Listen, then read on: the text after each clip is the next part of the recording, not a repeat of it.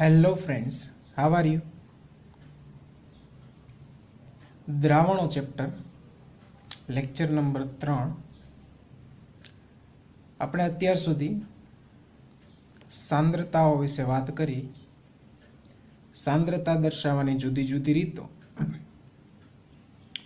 એમાં હવે આપણે જોવા જઈ રહ્યા છીએ મોલારિટી.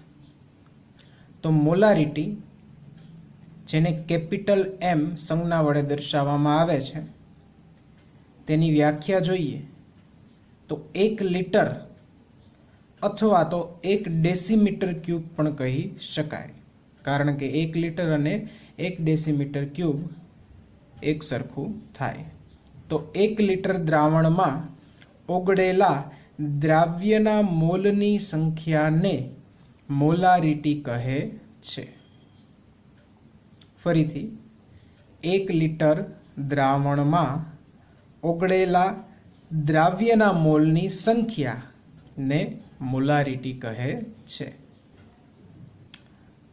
તો મોલારિટી ગણવા માટેનું સૂત્ર જોઈએ. મોલારિટી બરાબર દ્રાવ્યના મોલની સંખ્યા છેદમાં દ્રાવણનું કદ લીટરમાં. હવે આ સૂત્રને જ વધુ સરળ બનાવીએ, એટલે બીજી રીતે પણ આપણે ઉપયોગ કરી શકીએ. તો મોલ બરાબર થાય દળના છેદમાં આણ્વીય દળ.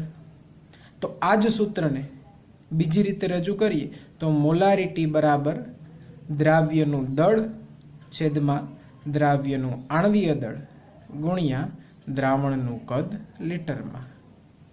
હવે આ દ્રાવણનું કદ લીટરની જગ્યાએ જો આપણે ml માં દર્શાવીએ તો અંશમાં 1000 વડે ગુણવું પડે. તો આ બધા જ સૂત્રો વડે મોલારિટી ગણી શકાય. હવે ઉદાહરણ દ્વારા સમજીએ કે મોલર દ્રાવણ એટલે શું, એનો અર્થ શું થાય. તો 0.25 મોલર અથવા તો 0.25 મોલ પ્રતિ લીટર. મોલારિટીને મોલ પ્રતિ લીટર વડે પણ દર્શાવવામાં આવે છે, જે અહીં આપણે સૂત્રમાં જોઈ શકીએ, મોલ પ્રતિ લીટર. તો આટલી સાંદ્રતા ધરાવતું NaOH નું દ્રાવણ એટલે, તો એનો અર્થ શું થાય? તો એનો અર્થ એમ થાય કે 1 લિટર દ્રાવણમાં 0.25 મોલ NaOH ઓગળેલ હોય. બરોબર, 1 લિટર દ્રાવણમાં 0.25 મોલ NaOH, સોડિયમ હાઇડ્રોક્સાઇડ. પરંતુ જ્યારે પ્રયોગશાળામાં આપણે દ્રાવણો બનાવતા હોય તો આપણે મોલ લઈ શકીએ નહીં. એ મોલને આપણે દળમાં ફેરવવું પડે.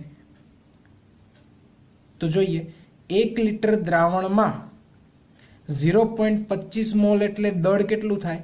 તો કે મોલ ગુણ્યા NaOH નું આણ્વીય દળ, એટલે 0.25 ગુણ્યા 40 એટલે આવશે 10. તો આપણને NaOH નું દળ મળ્યું.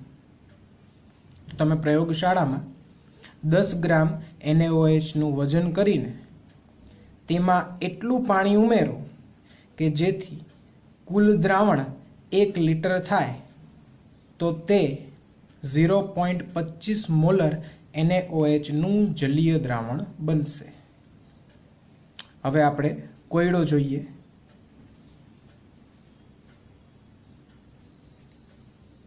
ટેક્સ્ટબુકનો કોયડો 2.2. તો તેની રકમ છે 450 મિલીલીટર દ્રાવણમાં 5 ગ્રામ NaOH ધરાવતા દ્રાવણની મોલારિટી ગણો. તો રકમમાં જે રીતે આપેલું છે 450 ml, તો એ થશે દ્રાવણનું કદ. તો દ્રાવણનું કદ 450 મિલીલીટર. બીજું છે દ્રાવ્યનું દળ, એટલે કે NaOH નું દળ જે છે 5 ગ્રામ. તો દ્રાવ્યનું દળ 5 ગ્રામ. મોલારિટીનું સૂત્ર ઉપર આપણે જોયું છે એ પ્રમાણે અહીં આવશે દ્રાવ્યનું દળ એટલે કે NaOH નું દળ 5 ગ્રામ એને ગુણ્યા 1000. શા માટે? કારણ કે આપણને દ્રાવણનું કદ મિલીલીટરમાં આપેલું છે, તો અંશમાં આપણે 1000 વડે ગુણશું. 40 એ શું છે? દ્રાવ્યનું આણ્વીય દળ. અને 450 એટલે દ્રાવણનું કદ મિલીલીટરમાં.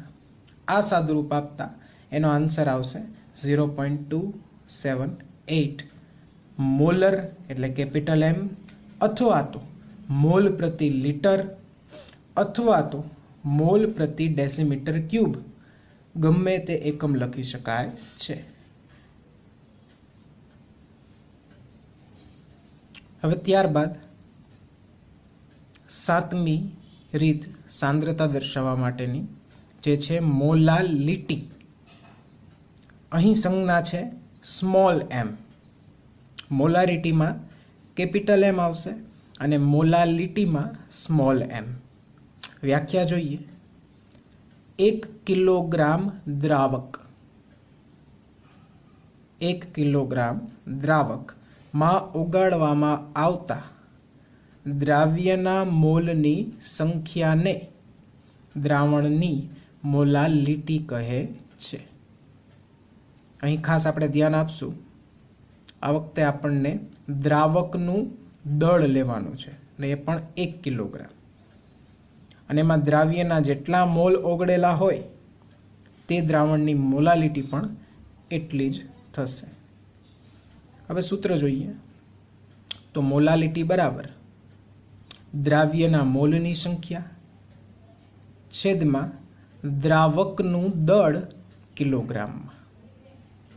અગાઉ જોયું કે મોલની જગ્યાએ દળના છેદમાં આણ્વીય દળ લખી શકાય, તો આના પરથી જ બીજું સૂત્ર બનાવી શકાય કે દ્રાવ્યનું દળ છેદમાં દ્રાવ્યનું આણ્વીય દળ ગુણ્યા દ્રાવકનું દળ કિલોગ્રામમાં. આ દ્રાવકનું દળ કિલોગ્રામની જગ્યાએ જો આપણે ગ્રામમાં લઈએ તો અંશમાં 1000 વડે ગુણવું પડે. ઉદાહરણ સમજીએ. 1 મોલલ, આ સ્મોલ m સંજ્ઞા છે તેને વાંચવામાં આવે છે મોલલ. તો 1 મોલલ અથવા તો તેને મોલ પ્રતિ કિલોગ્રામ પણ કહી શકાય. KCl નું દ્રાવણ એટલે તેનો અર્થ શું થશે? તો 1 મોલ KCl ને 1 કિલોગ્રામ પાણીમાં જ્યારે ઓગાળવામાં આવે તો 1 મોલલ KCl નું દ્રાવણ બને. ત્યારબાદ કોયડો 2.3 જોઈએ. અહીં રકમ છે 75 ગ્રામ બેન્ઝીનમાં 2.5 ગ્રામ ઇથેનોઇક એસિડ એટલે કે CH3COOH એસિટિક એસિડ પણ આપણે એને કહીએ છીએ ની મોલાલિટી ગણો. તો 75 ગ્રામ જેનું દળ વધુ છે એ થશે દ્રાવક, તો દ્રાવક છે બેન્ઝીન. 2.5 ગ્રામ જેનું દળ ઓછું છે ઇથેનોઇક એસિડ, એ થશે દ્રાવ્ય. તો મોલાલિટીના સૂત્રમાં આપણે દ્રાવ્યના આણ્વીય દળની જરૂર પડશે.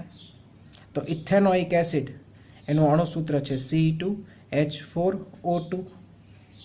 એનું મોલર દળ તો 2 વખત કાર્બનનું પરમાણુય દળ વત્તા 4 વખત હાઇડ્રોજનનું પરમાણુય દળ વત્તા 2 વખત ઓક્સિજનનું પરમાણુય દળ. કાર્બનનું પરમાણુય દળ મૂકીએ 12, હાઇડ્રોજનનું 1 અને ઓક્સિજનનું 16. અને જો સાદુરૂપ આપીએ આનું તો એસિટિક એસિડ અથવા તો ઇથેનોઇક એસિડ એનું આણ્વીય દળ આવશે 60 ગ્રામ પ્રતિ મોલ. હવે સૂત્ર આપણે મૂકી દઈએ મોલાલિટીનું. તો મોલાલિટી બરાબર અંશમાં લઈએ છીએ આપણે દ્રાવ્યનું દળ, તો દ્રાવ્ય એસિટિક એસિડનું દળ 2.5 ગ્રામ ગુણ્યા 1000. તો 1000 વડે આપણે ગુણેલું છે, જોઈ શકાય અહીંયા, કારણ કે દ્રાવકનું દળ આપણને ગ્રામમાં આપેલું છે, બેન્ઝીનનું દળ ગ્રામમાં આપેલું છે. તો 2.5 ગુણ્યા 1000 છેદમાં આવશે દ્રાવ્યનું આણ્વીય દળ ગણેલું છે 60 ગ્રામ પ્રતિ મોલ અને છેદમાં દ્રાવકનું દળ ગ્રામમાં. તો દ્રાવકનું દળ ગ્રામમાં થશે 75, બેન્ઝીનનું દળ 75. આનું સાદુરૂપ આપતા જવાબ આવશે 0.556 મોલ પ્રતિ કિલોગ્રામ લખીએ તો પણ ચાલશે, અથવા તો મોલલ, સોરી અહીંયા મિસ્ટેક છે, મોલર, તો મોલ પ્રતિ કિલોગ્રામ અથવા તો મોલલ.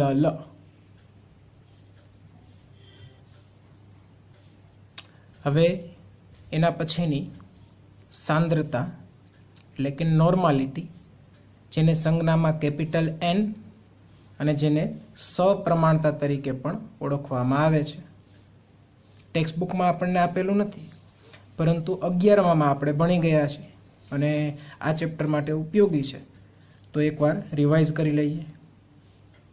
તો તેની વ્યાખ્યા જોઈએ તો મોલારિટી જેવી જ વ્યાખ્યા છે, પરંતુ ફેર એટલો, ત્યાં આપણે જે દ્રાવ્યના મોલની સંખ્યા લેતા હતા એની જગ્યાએ અહીં દ્રાવ્યના ગ્રામ તુલ્ય દળની સંખ્યા આવશે, એટલો જ ફેર છે. તો વ્યાખ્યા જોઈએ. 1 લિટર દ્રાવણમાં ઓગળેલા દ્રાવ્યના ગ્રામ તુલ્ય દળની સંખ્યાને તે દ્રાવણની નોર્માલિટી કહે છે. તો તેનું સૂત્ર પણ મોલારિટીની જેમ જ લખી શકાય. ફેર એટલો, મોલની જગ્યાએ આવશે ગ્રામ તુલ્ય દળ. તો નોર્માલિટી બરાબર દ્રાવ્યના ગ્રામ તુલ્ય દળની સંખ્યા અને છેદમાં દ્રાવણનું કદ લીટરમાં. હવે જેવી રીતે મોલ બરાબર દળના છેદમાં આણ્વીય દળ લખી શકાય, એવી જ રીતે ગ્રામ તુલ્ય દળ બરાબર દળના છેદમાં તુલ્ય દળ લખી શકાય. તો આના પરથી જ આગળ આપણે લખીએ કે દ્રાવ્યનું દળ ગ્રામમાં છેદમાં દ્રાવ્યનું તુલ્ય દળ ગુણ્યા દ્રાવણનું કદ લીટરમાં, એ તો છે જ છેદમાં. અગાઉની જેમ જ જો દ્રાવણનું કદ મિલીલીટરમાં આપણે લેવું હોય તો અંશમાં 1000 વડે ગુણવું પડશે. હવે આ શબ્દ છે તુલ્ય દળ, એ નવું છે, 11થમાં આવી ગયું છે, તેમ છતાં પણ તેનો ઉપયોગ વધુ આવેલો નથી. તો તુલ્ય દળ એટલે શું? તો તુલ્ય દળ ગણવા માટેનું સૂત્ર છે તુલ્ય દળ બરાબર આણ્વીય દળ ના છેદમાં એસિડિકતા અથવા બેઝિકતા અથવા ઇલેક્ટ્રોનનો ફેરફાર અથવા સંયોજકતા, આમાંથી કંઈ પણ આવી શકે. અંશમાં આણ્વીય દળ એ તો સમજી શકાય. હવે એસિડિકતા તો જે બેઝ હોય એના માટેની એસિડિકતા હોય, એસિડ માટે બેઝિકતા છેદમાં મૂકવામાં આવશે. હવે જે રેડોક્સ પ્રક્રિયાઓ છે તો એ રેડોક્સ પ્રક્રિયાઓ દરમિયાન ઇલેક્ટ્રોનનો ફેરફાર થાય એનો પણ આ તુલ્ય દળ ગણવા માટે ઉપયોગ કરવામાં આવે છે. અને જ્યારે ધાતુ આયનો હોય, જ્યારે આપણે અગાઉ ઉપયોગ કરશું ત્યારે વધુ ચર્ચા કરશું, તો આવા ધાતુ આયનોની જે સંયોજકતા છે એને છેદમાં મૂકવામાં આવશે. પરંતુ અહીં ચેપ્ટરમાં વધુ ઉપયોગ આપણે એસિડિકતા અને બેઝિકતાનો જ આવશે. તો અહીં ઉદાહરણ તરીકે દર્શાવેલું છે કે એસિડની બેઝિકતા, તો પ્રથમ છે એસિડ HCl હાઇડ્રોક્લોરિક એસિડ, એની બેઝિકતા 1. તો એસિડની બેઝિકતા એવી રીતે આપણે આપી શકીએ કે તે એસિડની હાઇડ્રોજન મુક્ત કરવાની જે સંખ્યા છે, એટલે HCl માંથી એક H+ મુક્ત થાય એટલે તેની બેઝિકતા 1 છે. H2SO4 સલ્ફ્યુરિક એસિડ, તો તે 2 H+ મુક્ત કરી શકે તો તેની બેઝિકતા 2 છે. H3PO4 ફોસ્ફોરિક એસિડ, તો એ 3 H+ મુક્ત કરી શકે છે, તેથી તેની બેઝિકતા 3 છે. તેવી જ રીતે NaOH જે બેઝ છે, તો બેઝ માટે એસિડિકતા આપવામાં આવે છે. તો જેવી રીતે અહીં આપણે વાત કરી કે H+ મુક્ત કરવાની સંખ્યા, એવી રીતે અહીંયા આપણે એમ વિચારી શકીએ કે OH- મુક્ત કરવાની સંખ્યા, OH- આપવાની સંખ્યા. તો NaOH માં એક OH માઇનસ મળે તો તેની એસિડિકતા 1 છે. બીજું છે બેરિયમ હાઇડ્રોક્સાઇડ BaOH ટ્વાઇસ, તેની એસિડિકતા 2 છે કારણ કે તેમાં OH 2 છે એટલે 2 OH માઇનસ મુક્ત કરી શકે. પછી આગળ જેમ ઉપયોગ આવશે એમ વધુ આપણે ડિટેલમાં સમજીએ. અહીં એક મેં નોર્માલિટી અને મોલારિટી એની વચ્ચેનો સંબંધ પણ આપેલો છે કારણ કે દાખલાઓમાં તેનો ઉપયોગ આવશે, તો ખાસ કરીને આ નોટ ડાઉન કરી લેજો. તો નોર્માલિટી બરાબર મોલારિટી ગુણ્યા એસિડિકતા અથવા બેઝિકતા. એટલે જો આપણે બેઝની વાત કરતા હોઈએ તો એસિડિકતા આવશે અહીં, અને જો એસિડની વાત કરતા હોઈએ તો બેઝિકતા આવશે. એટલે નોર્માલિટી બરાબર મોલારિટી એને ગુણ્યા એસિડિકતા અથવા તો બેઝિકતા. હવે લેક્ચરનો છેલ્લો ટોપિક, જે બધી સાંદ્રતાઓ આપણે જોઈ, આ સાંદ્રતાઓ પર તાપમાનની અસર શું થાય છે, ને આના પરથી ઘણા બધા MCQ પણ પૂછાતા હોય છે. તો પહેલા તો જોઈએ કે તાપમાનની અસર સાંદ્રતા પર શા માટે થાય અને કઈ સાંદ્રતાઓ પર થાય. તો જેવી રીતે આપણે જાણીએ છીએ કે તાપમાનની અસર એ કદ પર થાય. ઘન સ્વરૂપ ધરાવતું હોય, વાયુ સ્વરૂપ ધરાવતું હોય અથવા તો પ્રવાહી કંઈ પણ હોય. તાપમાન વધે એટલે કદ વધે, તાપમાન ઘટે એટલે કદ ઘટે. અહીં આપણે દ્રાવણો જનરલી પ્રવાહી લઈએ છીએ એટલે કે તાપમાનની અસર પ્રવાહીના કદ પર થાય છે. શું અસર થાય છે? તો કે તાપમાન વધતા પ્રવાહીનું કદ વધે છે. હવે જો કદ વધશે તો જે સાંદ્રતાઓમાં કદ સંકળાયેલું છે, જુદી જુદી સાંદ્રતાઓના સૂત્રો આપણે જોયેલા છે, એ બધા વિશે તમે વિચારો કે કદ એ કયા કયા સૂત્રમાં આવે છે. તો જે સાંદ્રતા કદ આધારિત છે એ બધી જ સાંદ્રતાઓ તાપમાન સાથે બદલાય છે, કારણ કે કદ બદલાશે તો સાંદ્રતા પણ બદલાશે. ઉદાહરણમાં જોઈએ તો તાપમાન આધારિત સાંદ્રતાઓ એટલે કે તાપમાન સાથે બદલાતી હોય એવી સાંદ્રતાઓ, એમાં કઈ આવશે? તો સૌથી પહેલું છે મોલારિટી. તો મોલારિટીનું સૂત્ર યાદ કરો, તેની વ્યાખ્યા યાદ કરો. તેમાં આપણે શું લઈએ છીએ? 1 લિટર દ્રાવણ, અથવા તેનું સૂત્ર યાદ કરો. એમાં છેદમાં શું લઈએ છીએ?